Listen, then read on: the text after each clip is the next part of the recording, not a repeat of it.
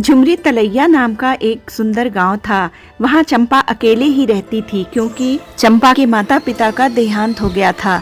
वह एक गांव में रहती थी और मेहनत मजदूरी करके अपना जीवन यापन करती थी।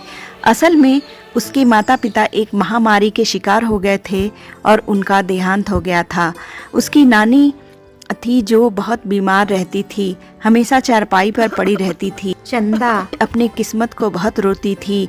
वह कहती थी, हे भगवान, एक तो तूने मेरे माँ बाप उठा लिए, मैं मेहनत मजदूरी करके किसी तरह अपना पेट पालती हूँ, और मुझे नानी भी मिली तो ऐसी जो हमेशा बीमार रहती है, मैं क्या करूँ। वह मंदिर जाती और मंदिर में भी भगवान से शिकायत किया करती थी। एक दिन वह मंदिर में बैठकर रो रही थी और भगवान से रोते रोते कह रही थी कि हे भगवान, आपने न तो मुझे रूप दिया, न रंग दिया, न पैसे दिए, मुझे यहाँ तक कि मेरे माँ बाप भी छीन लिए। मैंने ऐसा कौन सा पाप किया था, मैं कितनी दुखी हूँ। एक सुख तो दे देता, मेरे माँ बाप ही मुझे दे दिया होता या पैसे दे दिए होते। दुनिया में आपने इतने लोगों को सुख बांटा है, मुझे क्यों नहीं दिया। और वह इतना कह के बहुत रोती है। तभी वहाँ पर एक मंदिर का पुजारी था, वह यह सब बातें सुन रहा था। वह कहता है, बिटिया, तुम हमारे घर पर शाम को आना, मैं तुम्हें बताऊंगा कि तुम्हारे दुखों का अंत कैसे होगा। वह उस समय इतनी दुखी थी कि बातों को अनसुना कर देती है। फिर उसे शाम को याद आता है कि बाबा ने बुलाया है। वह बाबा के पास जाती है और फिर अपनी सारी बातें बाबा को बताती है। बाबा बाबा, देखो ना, भगवान ने मुझे न तो रूप दिया, न तो रंग दिया, कुछ भी नहीं दिया। यहाँ तक कि मेरे माँ बाप भी छीन लिए। मैं कैसे अपना जीवन यापन करती हूँ वह मैं आपको बता नहीं सकती। न तो मैं पढ़ी लिखी हूँ, मैं क्या करूँ। पंडित जी को लगता है कि हाँ, इस लड़की का दुख तो बहुत बड़ा है, लेकिन इसे दिलासा तो दिलानी ही पड़ेगी और सच्चाई से अवगत भी कराना पड़ेगा ताकि वह सकारात्मक ऊर्जा के साथ काम कर सके। फिर वह उससे कहते हैं कि क्या तुम्हें लगता है कि दुनिया में सिर्फ तुम ही दुखी हो? तुम्हारे पास ही दुख है तो ठीक है, जाओ किसी ऐसे इंसान को लेकर आओ जो दुखी ना हो, जिसके पास केवल सुख ही सुख हो। क्योंकि अगर ऐसा इंसान जिसके पास दुख ना हो वह मेरी यज्ञ में आहुति देगा तो इसका लाभ तुम्हें मिलेगा और तुम्हारे सारे दुख दूर हो जाएंगे। बस इतनी सी बात, क्या सचमुच मेरा दुख दूर हो जाएगा? ठीक है, मैं जानती हूँ एक किसान है जिनसे मैं कभी कभी पैसे भी उधार लेती हूँ, मैं उन्हें लेकर आती हूँ। वह साधु कहते हैं, ठीक है, तुम यहाँ पर जिस दिन भी चाहो आ सकती हो। इतना कहकर वह लड़की वहाँ से चली जाती है और फिर वह उस किसान के पास जाती है और उससे कहती है कि मालिक मालिक, मेरे साथ पंडित जी के यहाँ चलिए। उन्होंने मुझे बताया है कि अगर कोई सुखी इंसान यज्ञ में आहुति देगा तो उससे मेरे सारे दुख दूर हो जाएंगे, और मुझे लगता है कि आप जितना सुखी कोई नहीं है, इसलिए कृपया मेरी इतनी मदद कीजिए, आप पंडित जी के यहाँ चलिए। इस पर वह किसान उस लड़की से कहता है कि अरे नादान लड़की, मेरी फसल अच्छी नहीं हो रही है, इसलिए उसकी कीमत भी अच्छी नहीं मिल रही है और राजा को लगान भी देना है। अब मेरे पास तो इतने पैसे भी नहीं है कि मैं फिर से अच्छे बीज खरीद सकूं, और इस बार बरसात में मेरी सारी की सारी फसल बर्बाद भी हो गई थी। मेरे हालात तो पहले से बहुत ज्यादा खराब हो चुके हैं और ऐसे हालातों में मैं सुखी कैसे रह सकता हूँ। जाओ किसी और को ढूंढ लो जो सचमुच में सुखी हो। मालिक, तब आप ही बता दीजिए कि सुखी कौन है, मैं उसके पास चली जाऊं। तब वह किसान कहता है कि मुझे लगता है व्यापारी बहुत सुखी है, उन्हें ना तो फसल उगाने की चिंता है और ना ही फसलों के देखरेख की, उन्हें तो बस फसल खरीदनी होती है और वह उसे कहीं से भी खरीद सकते हैं। और वह अन्य चीजों का भी व्यापार करते हैं जिसका मौसम के खराब अच्छा होने से कोई फर्क नहीं पड़ता, और वे लोग हमसे कहीं ज्यादा पैसे भी कमाते हैं। लोग उनका बहुत आदर सम्मान करते हैं। मुझे तो लगता है वही सबसे सुखी हैं। फिर वह लड़की उस किसान के बताए हुए व्यापारी के पास जाती है और उससे कहती है कि आप मेरे साथ पंडित जी के पास चलो, इससे मेरे दुखों का अंत हो जाएगा, क्योंकि उन्हें एक ऐसा इंसान चाहिए जो सचमुच ही सुखी हो। मुझे लगता है कि आप सुखी हैं, इसलिए आप मेरे साथ चलिए। फिर वह व्यापारी कहता है कि अरे हमारे जीवन में कहाँ सुख है, चारों तरफ से तो हमें दुख ने ही घेर रखा है। चोर लुटेरे, हमें सबका ध्यान रखना पड़ता है। व्यापार में भी अभी बहुत घाटा चल रहा है और तो और राजा हमसे अतिरिक्त पैसा भी वसूल कर रहे हैं।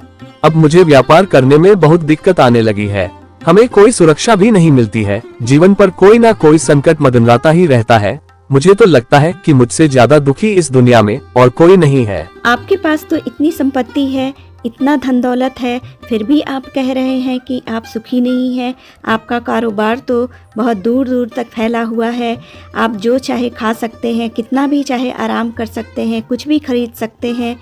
तो अगर आप सुखी नहीं हैं तो आप भी बताइए कि फिर सुखी कौन है। फिर वह बोला, मुझे लगता है राजा के अधिकारी सबसे ज्यादा सुखी हैं। वह सीधा राजा से संबंध रखते हैं, धनवान भी है और उन्हें चोर लुटेरे का भी डर नहीं रहता। और वही लोग हमसे धन भी वसूल करते हैं और हम सबको उनके आदर में उनके सामने झुकना ही पड़ता है। सभी लोग उनका बहुत मान सम्मान भी करते हैं। मुझे नहीं लगता कि उनसे ज्यादा कोई सुखी और संपन्न होगा। काश मैं भी राजा का एक अधिकारी होता तो मैं अपना जीवन आराम से बिता रहा होता। व्यापारी की बात सुनकर चंपा को बहुत आश्चर्य होता है।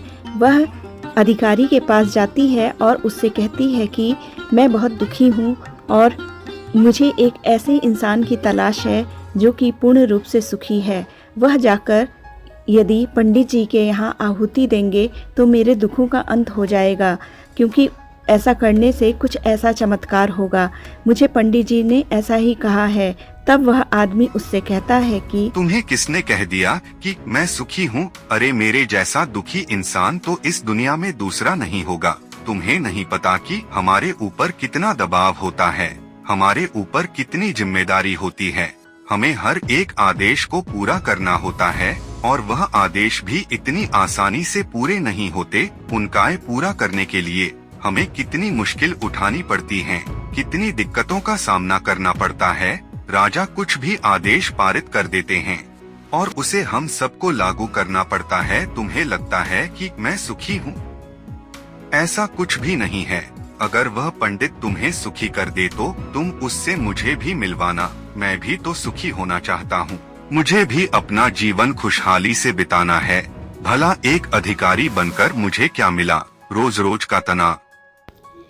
उसकी बातें सुनकर उस लड़की की आंखें फैल जाती हैं। वह उसके घर के तरफ देखती है। वहाँ चौकीदार खड़े थे और उसका घर बहुत ही आलीशान था। वह सोचती है कि इसके पास तो न तो खाने की कमी है और इतना बड़ा घर भी है, धन दौलत है, चौकीदार है, फिर भी यह कह रहा है कि यह सुखी नहीं है। तो फिर वह उससे पूछती है कि मैं तो यही सोच के आई थी कि आप सुखी हैं, लेकिन आप कह रहे हैं कि आप सुखी नहीं हैं। तो आप ही बताइए फिर सुखी कौन है? कृपया मेरी बात का जवाब दें। उस अधिकारी ने उस लड़की से कहा, देखो मुझे तो ऐसा लगता है कि इस पूरे राज्य में केवल एकमात्र व्यक्ति ही सुखी है और वह है इस राज्य का राजा। मुझे तो केवल वही सुखी लगते हैं। उन्हें किसी की सुननी नहीं पड़ती। वह नियम बनाते हैं, आदेश देते हैं, सुरक्षा से घिरे रहते हैं और सब उनके सामने झुकते भी है। ना उन्हें धन की कमी है और ना जमीन जायदाद की। सारी धरती को उन्होंने जीत लिया है। वह सबके मालिक है और सबसे उच्च वही है जो एकमात्र सुखी व्यक्ति है। काश मैं भी किसी राजा के घर पर जन्मा होता तो आज मैं भी बहुत सुखी होता।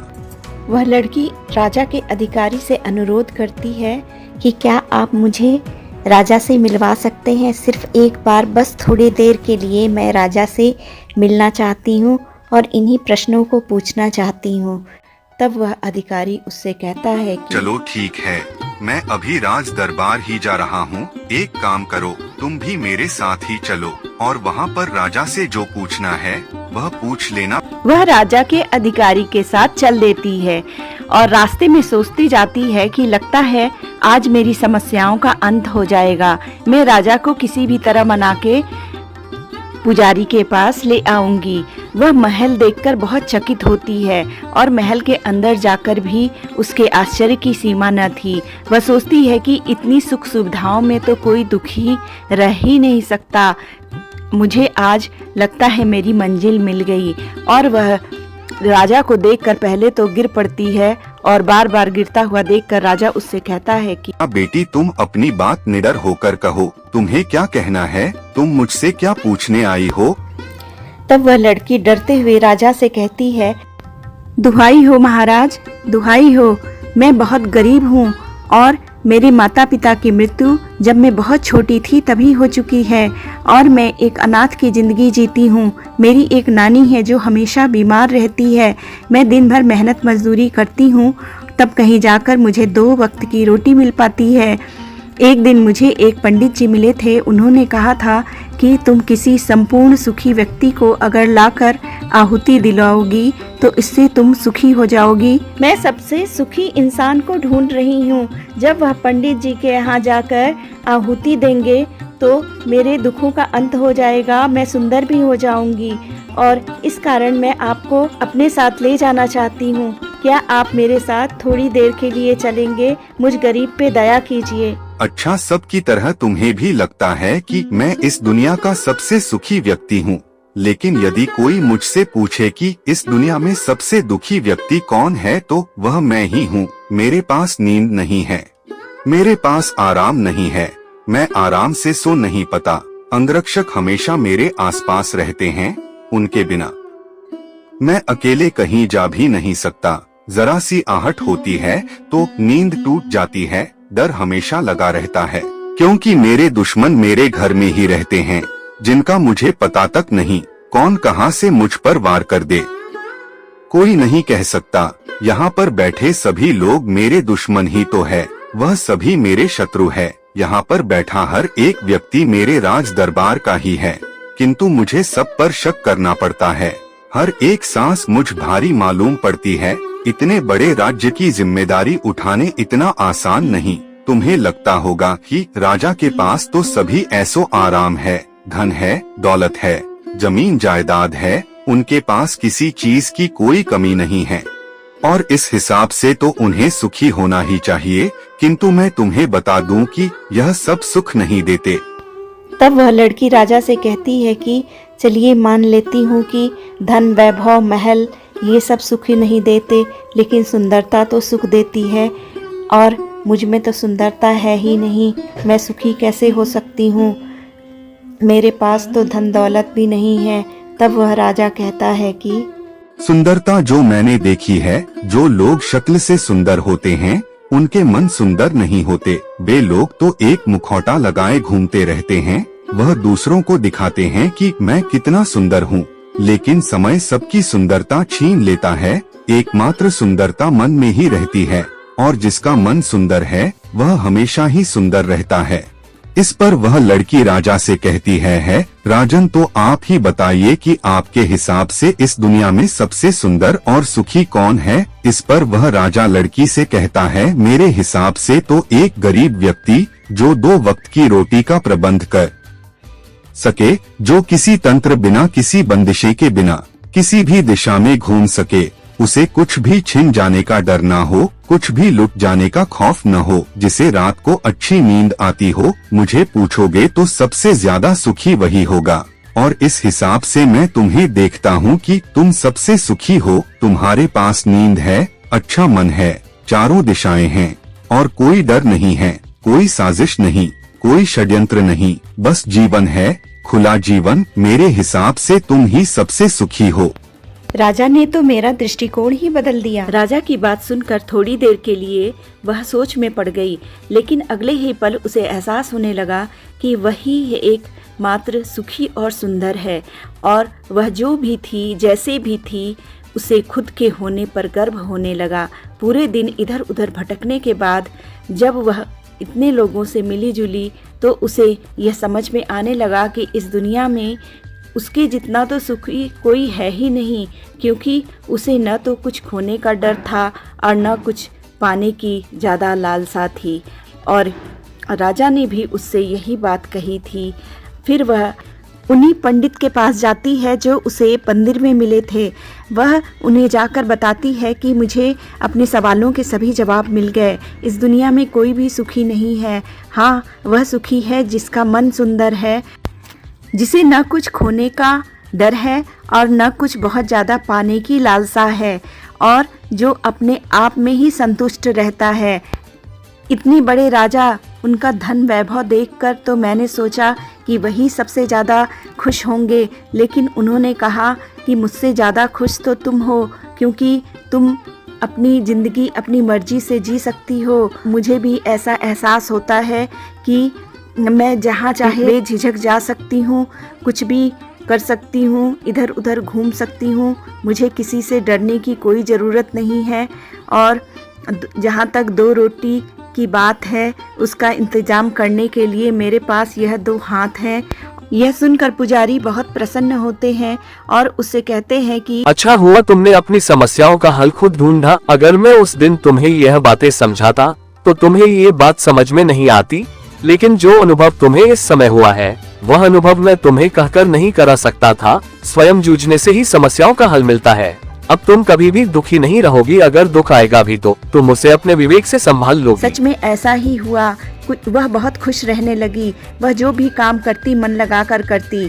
चलती तो ऐसा लगता वह हवाओं में उड़ रही है और हमेशा ही खुश रहने लगी और गुनगुनाती रहती थी, आज कल पाँव जमी पर नहीं पड़ते। कुछ दिनों के बाद एक अच्छा रिश्ता उसकी ब्याह के लिए आया और राजा के एक सिपाही से उसका ब्याह हो गया। वह बहुत प्रसन्न थी और अपने जीवन से बहुत ही संतुष्ट रहने लगी। मित्रों, यही होता है। हम दूसरों की खुशियों को देखकर जो भी हमारे पास होता है उसे कम आंकते हैं और हमेशा दुखी रहते हैं। लेकिन हमें यह सोचना चाहिए कि हमारे पास जो भी है उसमें हम खुश रहें और दूसरों की खुशियों को देखकर ये न सोचें कि हमारे पास यह नहीं है, वह नहीं है। अगर हमारी काया निरोग है, सिर पे छत है और खाने के लिए रोटी है और अच्छी नींद आती है तो हम सबसे सुखी हैं। तो मित्रों, प्रेम से बोलो राधे राधे, राधे राधे।